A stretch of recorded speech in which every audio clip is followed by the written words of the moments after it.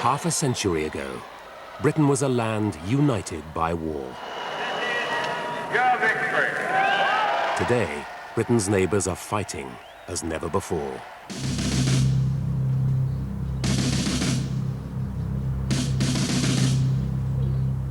Eight years ago, Siegfried Neumann, an émigré from East Germany, and his wife, Joyce, moved into a council house on the Swinnow estate in Leeds. We moved in here in July of 1992, and Mr. Thorpe asked us to go round for a drink.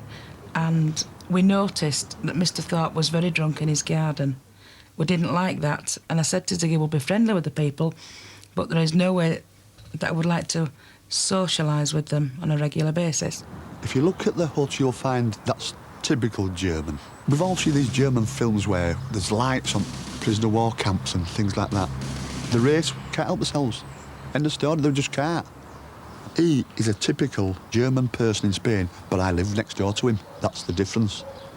He is what we see in Spain, or Crete, or wherever we go, but I live next door to it. Relations deteriorated as the Neumanns began to redecorate their home. I like woodworking and all was reparation. I like to make my house nice and working for that. I want not no stone, I want natural wood in my house and have see that in like forest houses and the Bavarian houses, and I like that very, very much.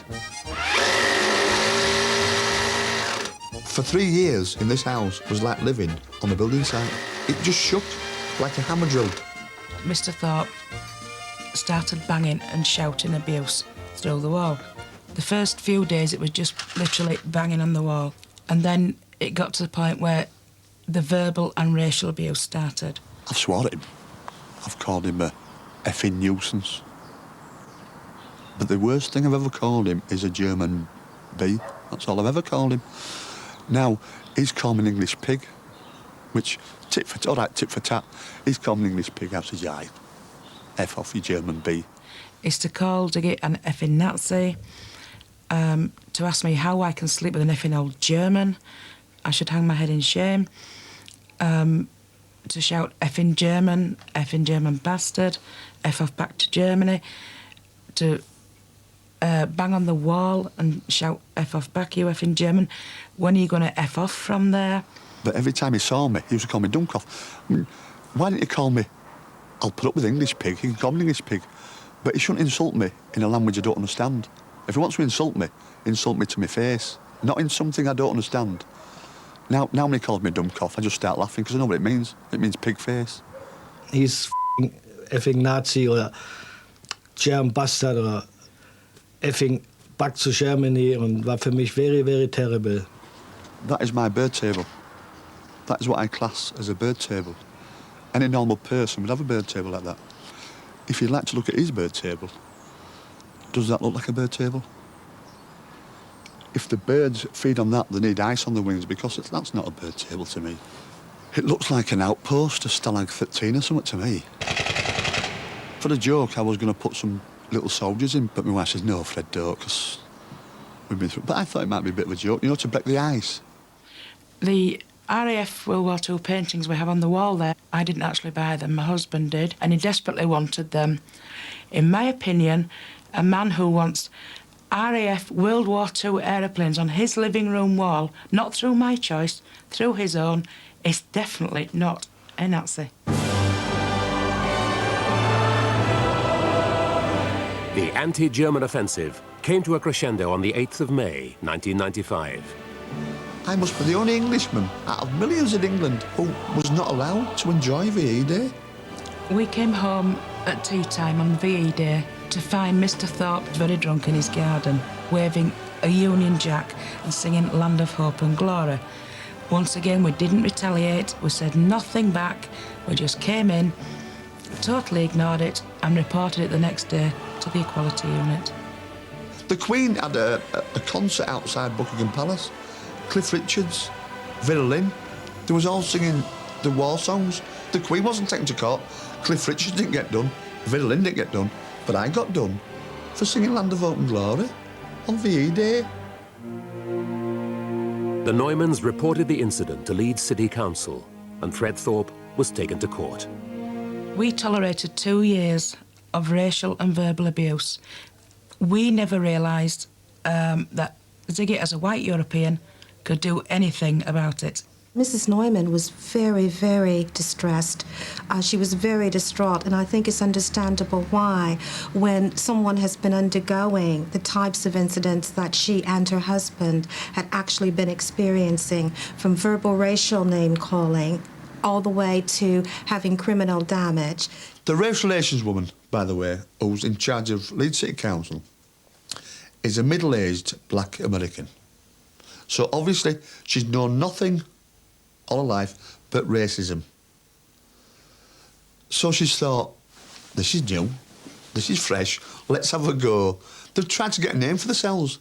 People make an assumption, unfortunately, that when you're talking about race issues, that it's only about people who are black or Asian, and that people who happen to be white European, okay, might not get a look in. But that's not what equal opportunities is about.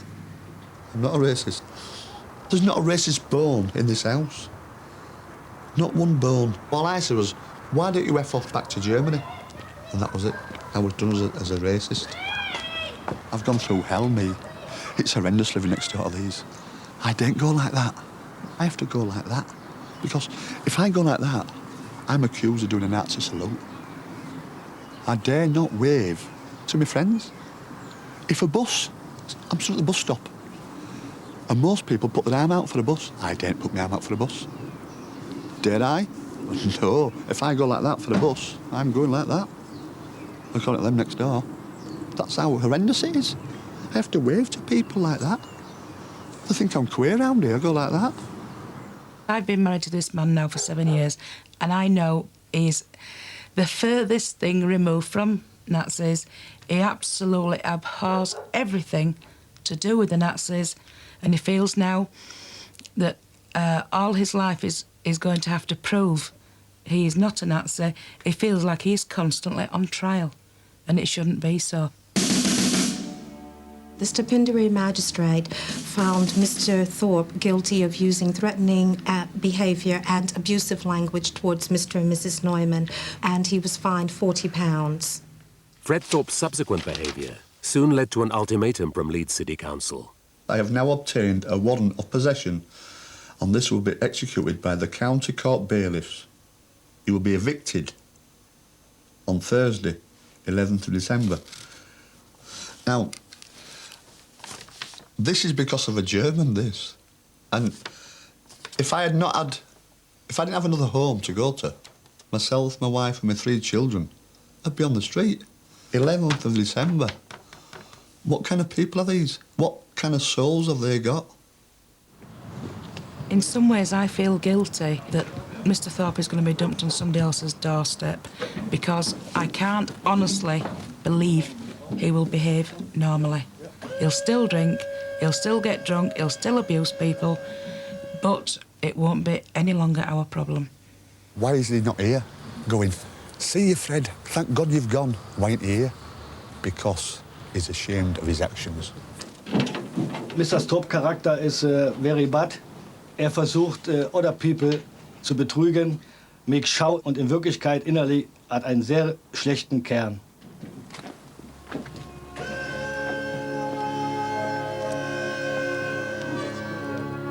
The day Mr. and Mrs. Thorpe actually left here, I saw them go. I didn't go outside or anything else, I actually saw them go.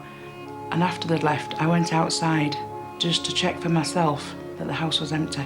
I could not believe they'd finally gone. Patricia, my new neighbour, she's such a wonderful person. She's friendly. You couldn't wish for a better neighbour. Right, Joyce. Right, OK, Pat, I'll go. Yep, my job's done and make the dinner. Right, get the tea done. I'll see you later, love. OK, see you later. Bye. They've been right helpful to me, you know. They've helped me a lot when I first moved in. And if ever she feels the need, we've agreed we'll knock on each other's doors. So that's neighbourly, isn't it? That is neighbourly. I think it's neighbourly. The bird table's lovely. I think it's lovely. It's not a bit like a concentration camp, that it was referred to one of those gun towers. We've since built our conservatory, which we wanted for a long, long time. I would never, ever have considered building this while Mr. Thorpe was still my neighbour, because I don't think it would have lasted very long. It would have been in some way sabotaged, because it would have disturbed him, the fact that this was here. But what of Fred Thorpe? I have so much enjoyed my life over the last 2 years since I moved away. But I come out every morning and I feed the birds. Where I was before, I couldn't do that because I get loads of abuse. So now, every morning, I come out and I put bread on my bird table. Life's fantastic. My kids are so happy. It's unbelievable. And I can't describe how nice it is. All this aggro, all right, I will admit to a lot of it. I did, he did. It was an argument. We put each other through hell, which we shouldn't have done.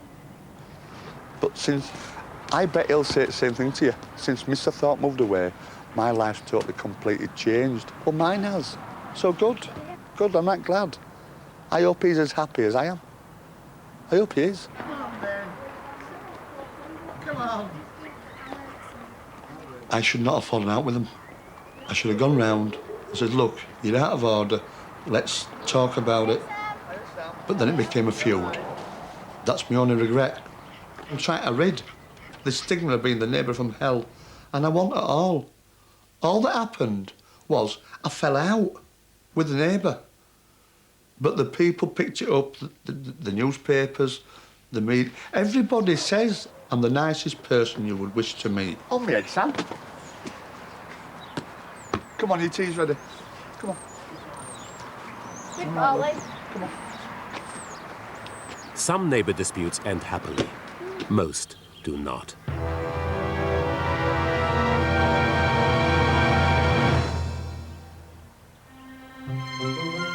Two years ago, we told the story of Ken and Betty Small, who had purchased a retirement home in the village of Butley, near Glastonbury.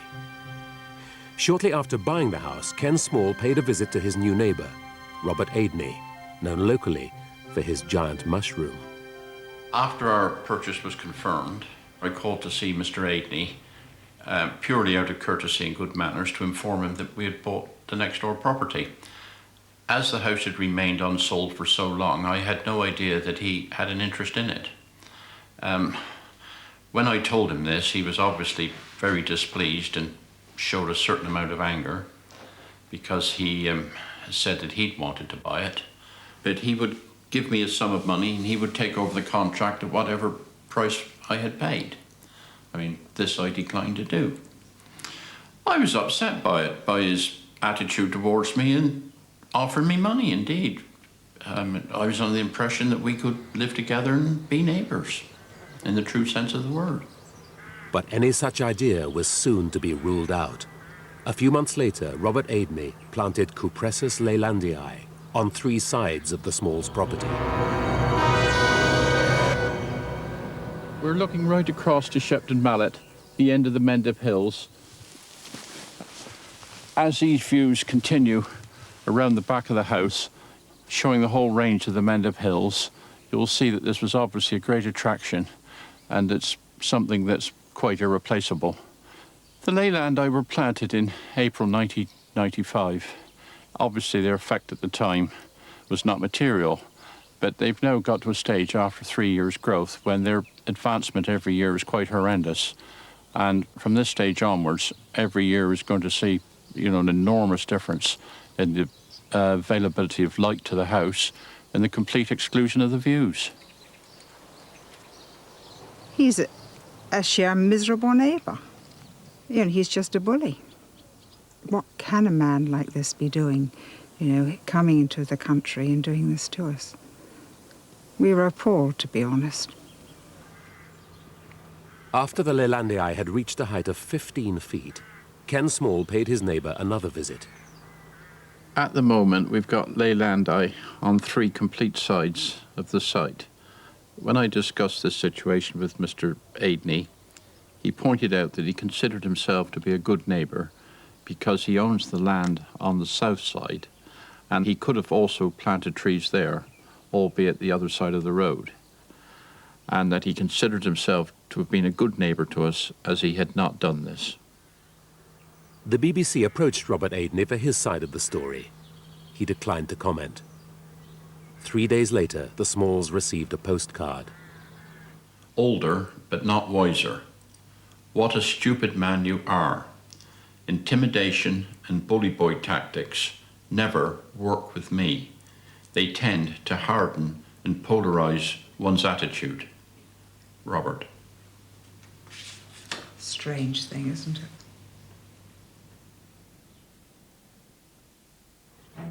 "18 months later, the Smalls' plight has gone from bad to worse.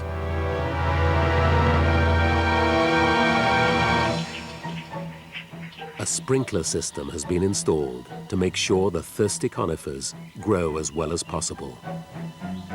I think they thought they were going to get quite a hard summer, at least a bright summer, so they've started to water all the trees. Very much showed his intent to do what he has done and how determined he was about it. How much have the trees grown up since our last visit? I should think possibly about, 6 foot? And how tall do you think they are now? About, I should think, getting on for 20 feet. They're growing very, very fast, very tall, very wide. They're just like a big black wall. But while Robert Aidney made sure the hedge was vigorously watered, he had other plans for the main water supply to the house. 3 days before Christmas, the water for the property was cut off by Mr. Aidney. He had access to the control of it as the pipe comes across his land. I went down to see him and asked him why he did it. And he said, A, he thought I was stealing his water, and B, he wanted to see me to talk to me. So I thought that was a strange way of getting me to come and talk to him. He said he'd like to talk about the trees, and his purpose for putting them there was to protect us against his proposed caravan park. He calculated his revenue would be £5,000 a year, and if I would compensate him for that he would cut down the trees. I told him I was not prepared to do business on those terms. I then left him, contacted my solicitor, who instituted legal proceedings very quickly and very promptly. We obtained an injunction, as it was an illegal act, to cut off the water, and the injunction was served on him. How dare he turn off the water? It's just not like anybody to do this in their right mind. It's just a prison for us, I think. Sheer hell. From the top of the stairs, our views will be gone totally. I should like to chop them down myself. I should love to do all sorts of things, but the law won't allow you to do it. We are a political organisation, pure and simple, because we want to change the law. The Smalls are not alone in their plight. Under the leadership of retired schoolmaster Michael Jones, Britain's hedge victims are campaigning for legislative control of hedge nuisance. In this society, we do not tolerate people being persecuted in this way. They are bullies. We all share this one thing in common, that we have a neighbour who is imposing a nuisance upon us. So we have this sympathy and rapport between all of us. That's very pleasant. Michael is our leader, Michael is our leader, la la la, la la la la. Michael is our leader, Michael is our leader.